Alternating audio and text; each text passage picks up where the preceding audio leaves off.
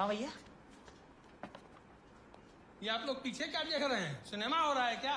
पढ़िए लिखिए। मुन्ना भैया को देख कैसे तोड़ा है इसको। छोड़ो।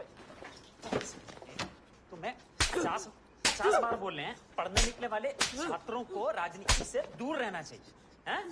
अबे पढ़ाई लिखाई में ध्यान लगाओ, IAS बनो और देश को संभालो।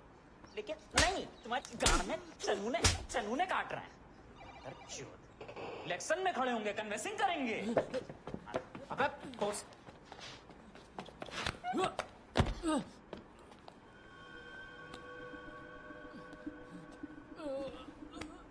चलो चलो चलो बेटा चलो।